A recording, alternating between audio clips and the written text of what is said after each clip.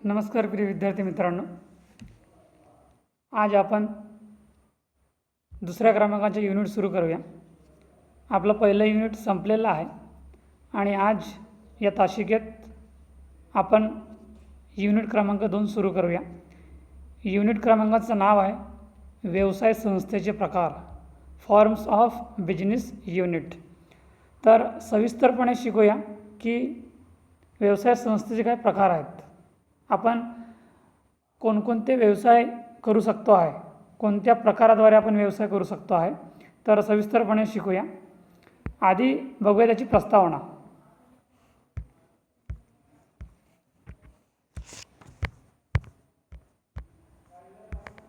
प्रस्तावना: वस्तूची खरेदी विक्री आणि व्यवहार सुलभ होण्यासाठी अवलंबलेली आनुषंगिक कार्य म्हणजे वाणिज्य होय।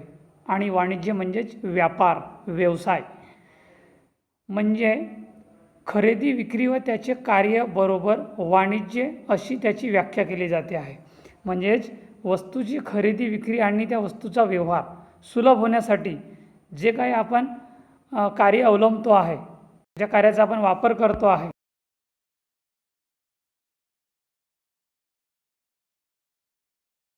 वाणिज्य अशी त्याची व्याख्या केली जाते। वाणिज्यात अधिकोस व्यवसाय, वाहतूक व दळणवळण, विमा व्यवसाय, अभिकर्ता सेवा, व्यापार आणि बाजारपेठ यांचा समावेश होतो। तर वाणिज्यात कशाचा समावेश होतो आहे? अधिकोस व्यवसाय, वाहतूक, दळणवळण, विमा व्यवसाय, अभिकर्ता सेवा, व्यापार आणि बाजारपेठ यांचा समावेश होतो आहे। औद्योगिक क्रांतीमुळे व्यवसायाचा व्याप बऱ्याच प्रमाणात वाढलेला आहे। त्यामुळे विशाल व विस्तारलेल्या बाजारपेठेची व्यवसायाला फार मोठ्या प्रमाणात आवश्यकता निर्माण झालेली आहे। आणि औद्योगिक क्रांतीमुळे व्यवसायाचा जो व्याप आहे तो बऱ्याच प्रमाणात वाढलेला आहे। आज या काळात, या देशात जो कोणी व्यापार करण्याचा विचार करतो आहे, व्यवसाय करण्याचा विचार करतो आहे आणि त्यामुळे व्यवसायाचा व्याप हा बऱ्याच प्रमाणात वाढलेला आहे। त्यामुळे विशाल व विस्तारलेली बाजारपेठेची व्यवसायाला फार मोठ्या प्रमाणात आवश्यकता निर्माण झालेली आहे। आणि व्यवसायाचा व्याप बऱ्याच प्रमाणात वाढल्यामुळे खूप मोठ्या विस्तारलेल्या बाजारपेठेची त्या व्यवसायाला खूप आवश्यकता निर्माण झालेली आहे। आधुनिक व्यवसाय प्रणालीत व्यवसायाचा वाढता व्याप आणि त्याचे क्षेत्र लक्षात घेताच विविध व्यावसायिक संघटनांचे किंवा समूहांचे हेतू लक्षात येते। व्यवसाय संघटनाचे प्रकार म्हणजे व्यवसाय करण्यासाठी वेगवेगळ्या पद्धतीने विविध व्यक्तींचे किंवा समूहांचे हेतू साध्य करण्यासाठी केलेल्या मानवी क्रियेला व्यवसाय संघटन असे म्हणतात। व्यवसाय संस्थेचे प्रकार म्हणजे कशाला आपण म्हणू शकतो आहे की व्यवसाय संस्थेचे प्रकार म्हणजे व्यवसाय करण्यासाठी जे आपल्याला वेगवेगळ्या पद्धतीचा वापर करावा लागतो,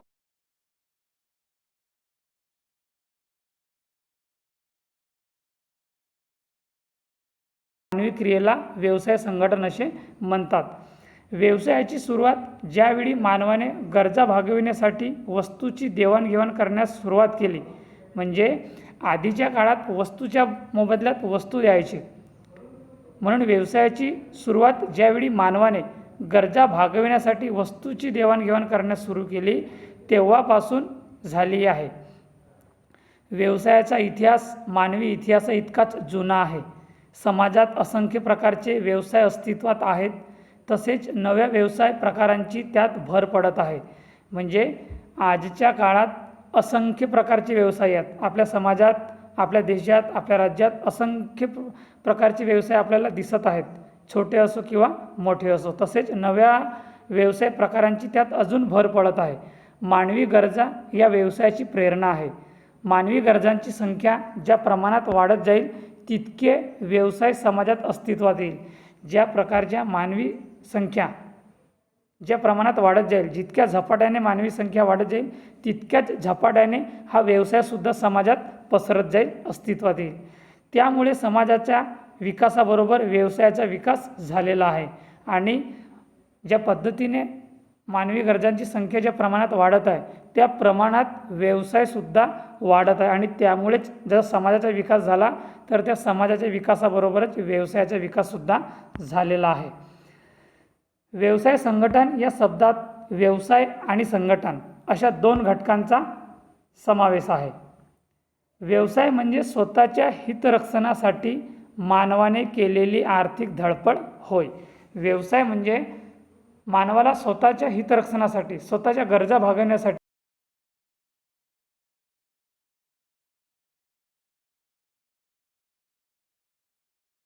होय. म्हणजे व्यवसाय म्हणजे स्वतःच्या हितरक्षणासाठी, स्वतःचा फायदा साधण्यासाठी मानव जो काही आर्थिक धडपड करतो आहे. आणि संघटन म्हणजे विविध व्यक्ती किंवा व्यक्तिसमूहांचे, म्हणजे व्यक्तीचे जे काही गट आहेत ते एकत्रित होय.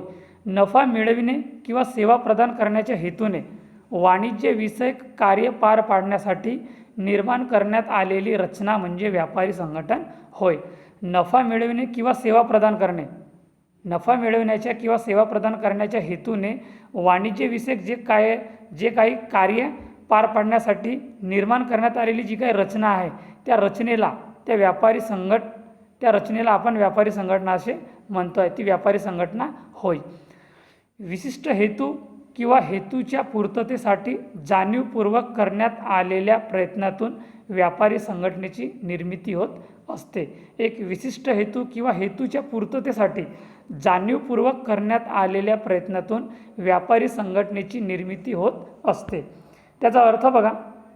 अर्थ, व्यापार हा एक मानवी कृतीतून करण्यात येणारी रचनात्मक व घटनात्मक क्रिया होय. व्यापार काय आहे? व्यापार ही एक मानवी कृतीतून करण्यात येणारी रचनात्मक आणि घटनात्मक क्रिया आहे जी मानवी विचारावर आधारलेली आहे.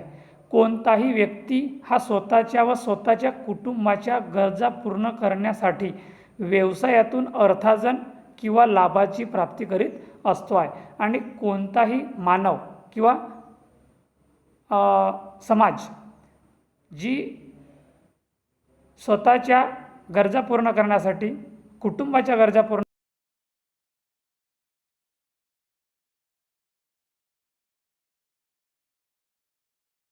मर्यादा, स्वतःची बलस्थाने, भविष्यातील संधी आणि विचार व त्यांचे नियोजन याचा पुरेपूर आराखडा तयार करून व्यावसायिक संस्थेची निर्मिती होत असते. आणि त्या सर्वांच्या मर्यादाची, स्वतःच्या बलस्थानाची, भविष्यातील संधी आणि विचार व त्यांचे नियोजन याचा पुरेपूर आराखडा तयार करून व्यावसायिक संस्थेची निर्मिती केली जाते. व्यावसायिक संस्थेची निर्मिती होत असते.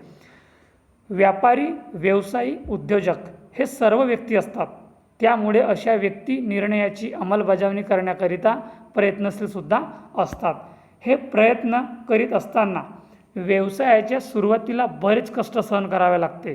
व्यवसायाचे स्वरूप कसे असावे, व्यवसायाची मालकी हक्क कसे राहील, भांडवलाचे प्रमाण, व्यवसायविषयक अनुभव, उत्पादनाच्या क्रिया व त्यात निर्माण होणारे प्रश्न या संपूर्ण विचारांचे व प्रश्नांची सांगड घातल्यास व्यवसायाची किंवा संस्थेचे विविध प्रकार उदयास येते, निर्मिती येते. म्हणजेच आपल्याला व्यवसायाची जर सुरुवात करायची झाली तर व्यवसायाच्या सुरुवातीला तो व्यवसाय यशस्वी व्हावा, त्या व्यवसायातून आपल्याला जास्तीत जास्त नफा प्राप्त व्हावा, यासाठी सुरुवातीला आपल्याला बरेच प्रमाणात कष्ट सहन करावा लागतो, बरेच प्रमाणात कष्ट करावे लागतात. तर त्यासाठी आपल्याला नियोजन करावं लागतो की व्यवसायाचे स्वरूप कसे राहील, व्यवसायाची मालकी हक्क कशा प्रकारे राहील, भांडवलाचे प्रमाण किती राहील, व्यवसायविषयक अनुभव आहे किंवा नाही, उत्पादनाच्या क्रिया व त्यात निर्माण होणारे प्रश्न या संपूर्ण विचारांचे व प्रश्नांची सांगड घातल्यास व्यवसायाचे किंवा संस्थेचे विविध प्रकार उदयास येतात, निर्माण होतात. स्वातंत्र्य प्राप्तीनंतर भारताने मिश्र अर्थव्यवस्थेचा स्वीकार केलेला आहे. मिश्र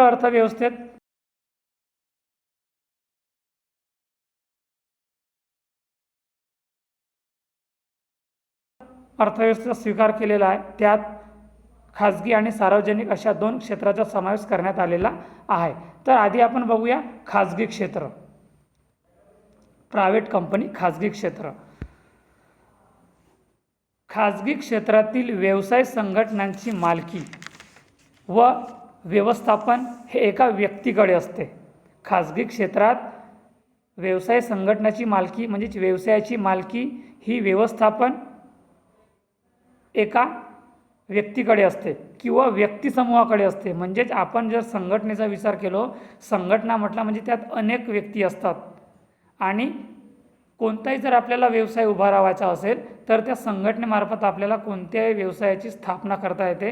तर त्या संघटनेत, त्या संस्थेत आपण मालकी कुणाकडे द्यायची, त्या व्यवसायाचे व्यवस्थापन कुणाकडे द्यायचे, हे एक तर एक प्रत्यक्ष व्यक्तीकडे दिलेले असते किंवा त्या संपूर्ण व्यक्तिसमूहाकडे असते किंवा त्या संघटनेकडे असते.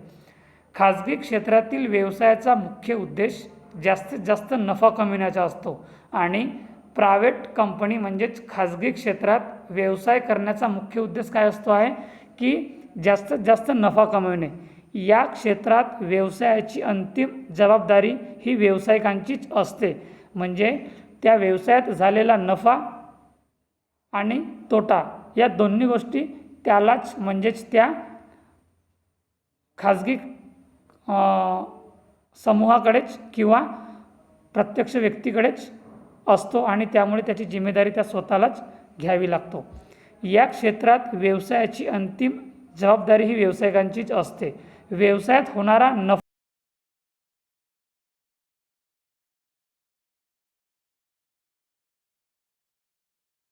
एखादा व्यवसाय असेल तर त्या व्यवसायात होणारा नफा किंवा तोटा हा त्या व्यवसायाच्या मालकालाच सहन करावा लागतो. या क्षेत्रातील व्यवसायाचे व्यवस्थापन हे एका विशिष्ट व्यक्तीकडेच असते आणि म्हणून या क्षेत्रात, खाजगी क्षेत्रात जे काही व्यवसायाचे जे काही व्यवस्थापन आहे ते एका विशिष्ट व्यक्तीकडेच दिला जातो.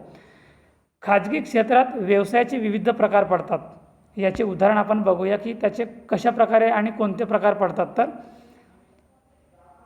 हटवारे अँड कंपनी म्हणजे ही जी कंपनी आहे, हा जो नाव आहे तर हा एक खाजगी कंपनीचा नाव आहे. धनंजय कॅटरिंग कंपनी, पाटील वाहतूक company, Tata company, Reliance company, Vinod paan shop इत्यादी खाजगी कंपन्याचा समावेश या प्रकारात होतो आहे. आणि खाजगी क्षेत्रात आपल्याला आपल्या व्यवसायाचे किंवा आपल्या कंपनीचे नाव ठेवण्याची काही बंदी नसतो आहे. आपण आपल्या व्यवसायाला किंवा कंपनीला कोणतेही नाव देऊ शकतो आहे. ज्या प्रकारे तुम्हाला स्क्रीनवर जे नाव दिसत आहेत हे सर्व नाव खाजगी कंपनीचे आहेत, खाजगी व्यवसायाचे आहेत. आणि आपण जेव्हा मार्केटला जातो आहे तर अनेक प्रकारचे किरकोळ जे व्यापारी दिसतात, लघुउद्योग, कुटीर उद्योग, तर हे सर्व खाजगीच्या स्वरूपातले व्यवसायात कंपन्या आहेत. आता बघू सार्वजनिक क्षेत्र. पॉईंट नंबर 2, सार्वजनिक क्षेत्र. ज्या व्यवसायाचे व्यवस्थापन म्हणजेच मॅनेजमेंट, मालकी हक्क आणि नियंत्रण सरकार किंवा शासन किंवा सरकार नियुक्तांकडे असते, अशा व्यवसायांना सरकारी किंवा सार्वजनिक व्यवसाय क्षेत्र असे म्हणतात. सार्वजनिक क्षेत्र आपण कशाला म्हणूया की ज्या व्यवसायाचे व्यवस्थापन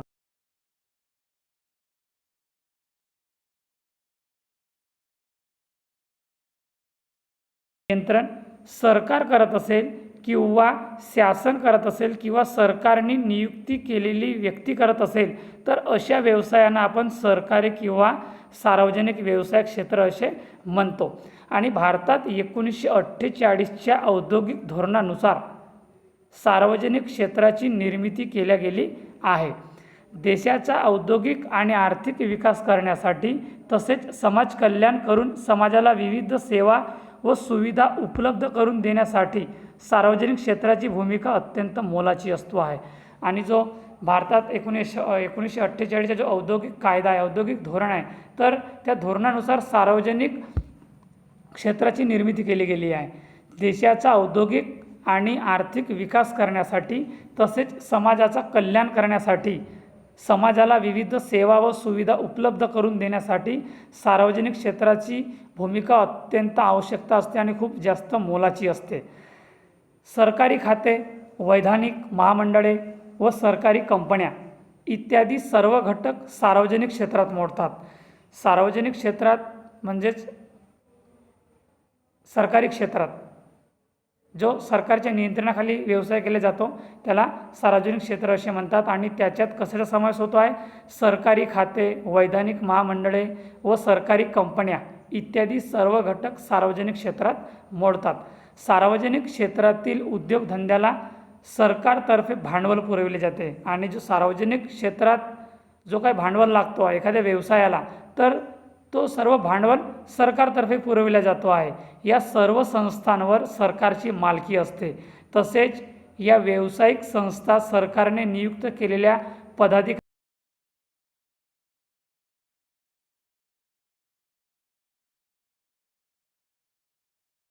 सरकार एक पदाधिकाऱ्यांची नियुक्ती करतो आणि त्या पदाधिकाऱ्याच्या मार्फत त्या संस्था तो व्यवसाय चालविला जातो. सार्वजनिक क्षेत्रातील संस्थेचे उदाहरण आहेत ते बघा कशा प्रकारे उदाहरण आहेत. एस टी महामंडळ हा सार्वजनिक क्षेत्रात येतो आहे. बँक ऑफ महाराष्ट्र हा सुद्धा सार्वजनिक क्षेत्राचं उदाहरण आहे. बँक ऑफ इंडिया, LIC इत्यादी जे काही तुम्ही सरकारी कार्यालय बघत आहात, जिल्हा परिषद, पंचायत समित्या, ST महामंडळ, bank of Maharashtra, bank of India, भारतीय स्टेट बँक, जे काही राष्ट्रीयकृत बँका आहेत, सेंट्रलाइज बँक आहेत, LIC आहेत, ज्या काही सरकारी कंपन्या आहेत, तर त्या सार्वजनिक क्षेत्रात मोडत असतात. बघा व्यवसाय क्षेत्र. व्यवसाय क्षेत्राचे आपण दोन प्रकार पाहत आलेले आहोत, एक खाजगी क्षेत्र आणि सार्वजनिक क्षेत्र. खाजगी क्षेत्रामध्ये कशाचा समावेश होतो बघा. एकल व्यापारी संस्था, एकल व्यापारी संस्था, संयुक्त हिंदू कुटुंब व्यवसाय, भागीदारी संस्था, खाजगी प्रमंडळे, सरकारी संस्था, हे झाले खाजगी क्षेत्र. त्याच प्रकारे सार्वजनिक क्षेत्रामध्ये बघा सरकारी खाती, नियामक मंडळे, सरकारी कंपन्या, सार्वजनिक महामंडळ, बोर्ड हे सार्वजनिक क्षेत्रात मोडत असतात. तर खाजगी क्षेत्राचे पुन्हा 3 प्रकार पडतात: मालकी, भांडवल आणि व्यवस्थापन. हे खाजगी उद्योजकाच्या नियंत्रणाखालीच होत असतो आहे आणि सार्वजनिक क्षेत्रामध्ये जे मालकी व्यवस्थापन नियंत्रण आहे हे सरकारच्या नियंत्रणाखाली होत असतो आहे. म्हणजेच त्या सर्व क्षेत्रावर जे क्षेत्र तुम्हाला स्क्रीनवर दिसत आहेत, सार्वजनिक क्षेत्र, सरकारी ख्याती, नियामक मंडळे, सरकारी कंपन्या, सार्वजनिक महामंडळ आणि बोर्ड,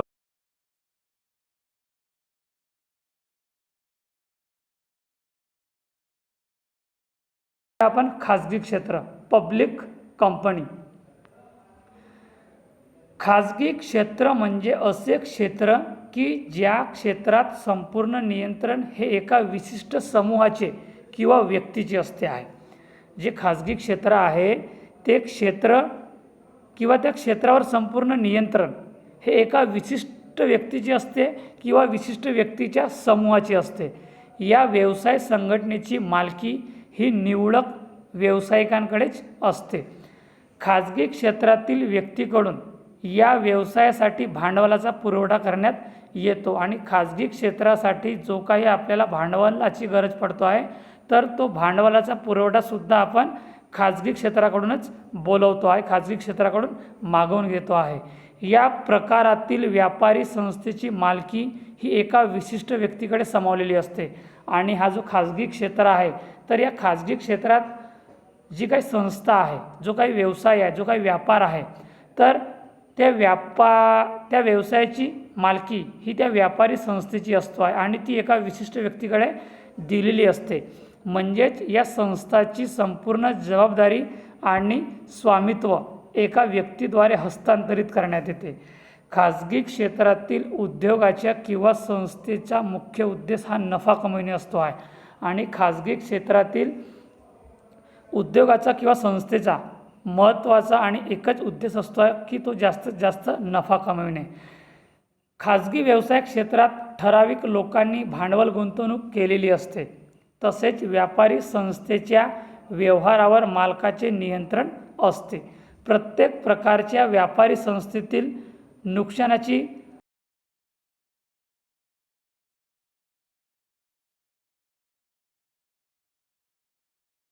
सर्व जबाबदारी एका विशिष्ट व्यक्तीकडे असतो, एका मालकाकडे असतो आहे. त्याच्यावर सरकारचं नियंत्रण नसतो आहे आणि ज्याचा कुणाचा तो व्यापार व्यवसाय असेल किंवा ज्या संघटनेद्वारे एखादा व्यापार व्यवसाय चालवला जात असेल तर त्या व्यवसायात, त्या व्यापारात होणारा नफा आणि तोटा या दोघांची सर्वस्वी जबाबदारी ही त्या खाजगी मालकाची असते, त्या खाजगी समूहाची असते. आता बघा खाजगी क्षेत्राची वैशिष्ट्ये. खाजगी क्षेत्राची वैशिष्ट्ये. पहिला वैशिष्ट्य आहे नफा मिळवणे, की खाजगी क्षेत्राची मुख्य काय वैशिष्ट्य आहे. तर पहिला वैशिष्ट्य आहे विद्यार्थ्यांनो नफा कमविणे. खाजगी क्षेत्राचा मुख्य उद्देश हा नफा कमविणे आहे. आपण सुरुवातीपासून शिकत आलेले आहोत की व्यावसायिकांचा मुख्य उद्देश हा म्हणजे नफा कमविणे असतो आहे.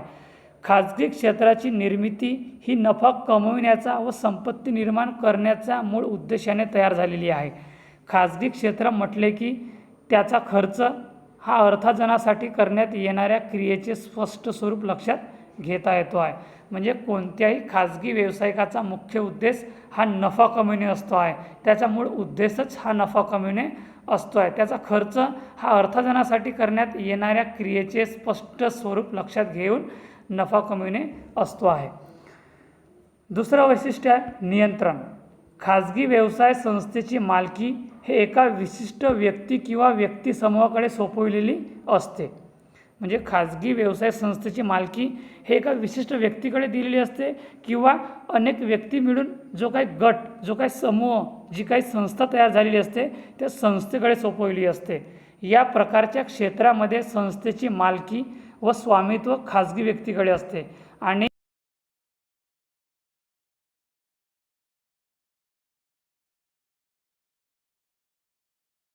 मालकाचे पूर्ण नियंत्रण असते.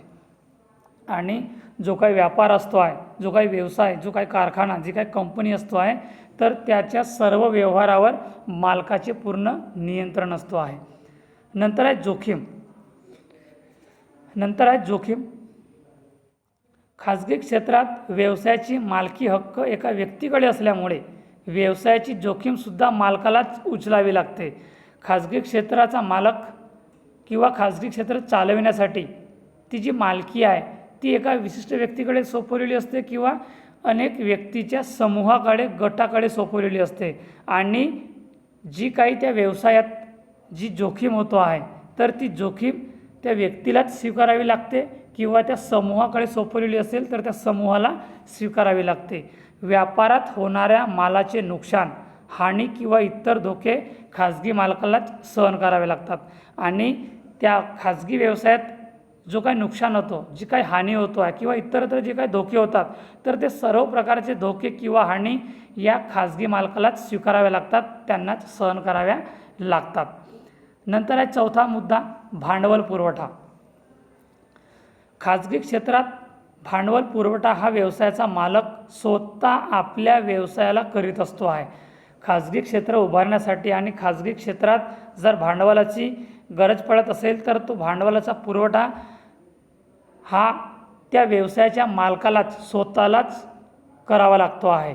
व्यावसायिक हा स्वतःच्या निधीतून किंवा इतरांकडून कर्जाच्या माध्यमाने भांडवलाचा पुरवठा व्यवसायात करत असतो. आणि खाजगी व्यवसायात जर भांडवलाची गरज पडली तर त्या मालकाला स्वतःच्या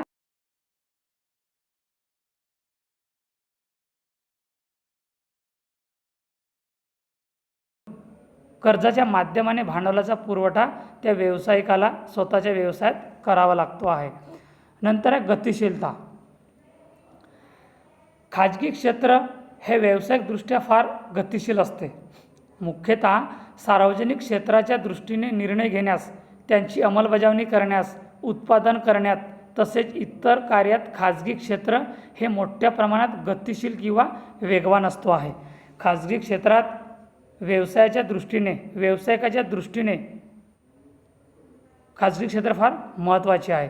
मुख्यतः सार्वजनिक क्षेत्राच्या दृष्टीने निर्णय घेण्यास, त्याची अंमलबजावणी करण्यास, उत्पादन करण्यात तसेच इतर कार्यात खाजगी क्षेत्र हे मोठ्या प्रमाणात गतिशील किंवा वेगवान असतात.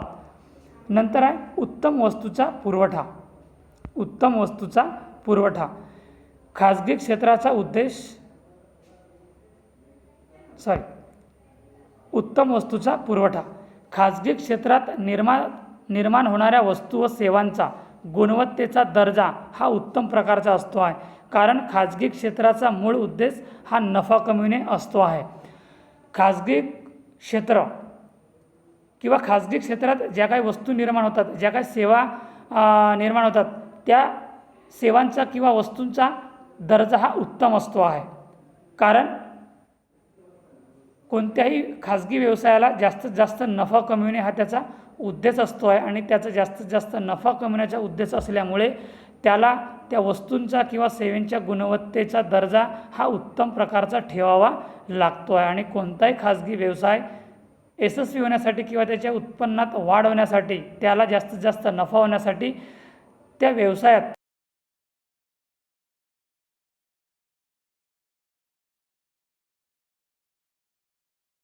उद्देश, खाजगी क्षेत्राचा उद्देश हा नफ्याची प्राप्ती करून साधन संपत्तीची निर्मिती करणे हा असतो.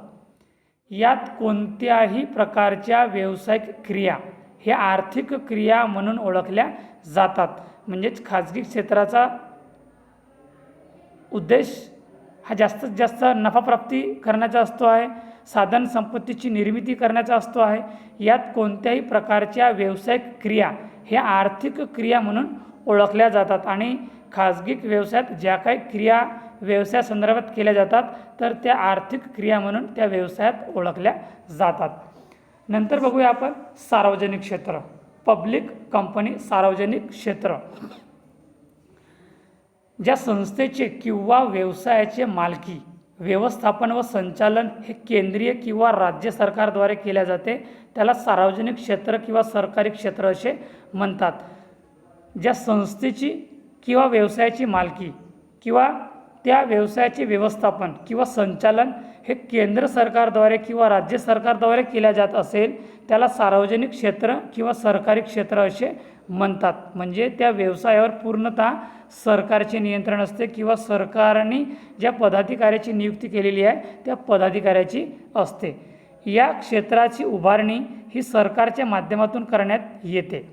सार्वजनिक क्षेत्राकडे सरकारी यंत्रणेने मोठ्या प्रमाणावर नियंत्रण असते आणि जो काही सार्वजनिक क्षेत्र आहे तर त्या सार्वजनिक क्षेत्रांवर सरकारी यंत्रणेने मोठ्या प्रमाणात नियंत्रण ठेवले जाते. सार्वजनिक उपक्रम किंवा व्यवस्था ही एक क्रिया आहे जिचा मालकी हक्क हा सरकारकडे असतो आणि जिचे व्यवस्थापन हे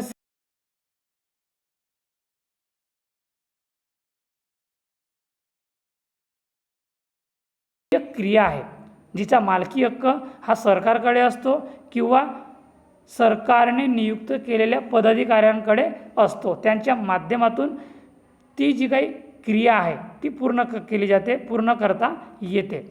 सार्वजनिक क्षेत्राचा उद्देश हा समाजाला सेवा प्रदान करणे हा असतो आहे. खाजगी क्षेत्राचा मुख्य उद्देश हा जास्तीत जास्त नफा कमविण्याचा असतो आहे, पण मात्र सार्वजनिक क्षेत्राचा उद्देश हा समाजाला सेवा प्रदान करण्याचा असतो आहे. सार्वजनिक क्षेत्र हे सामाजिक क्रियांच्या व त्यांची जोपासना करण्याकरिता अस्तित्वात आलेल्या असतात आणि जो काही सार्वजनिक क्षेत्र आहे तर तो सार्वजनिक क्षेत्र हे सामाजिक क्रियांच्या व त्यांच्या जोपासना करण्यासाठी अस्तित्वात आलेल्या आहेत. तर आपला हा भाग इथे थांबूया. या तासिकेमध्ये आपण एवढंच शिकूया की व्यवसाय संस्थेचे प्रकार हा आपल्या नवीन युनिटचा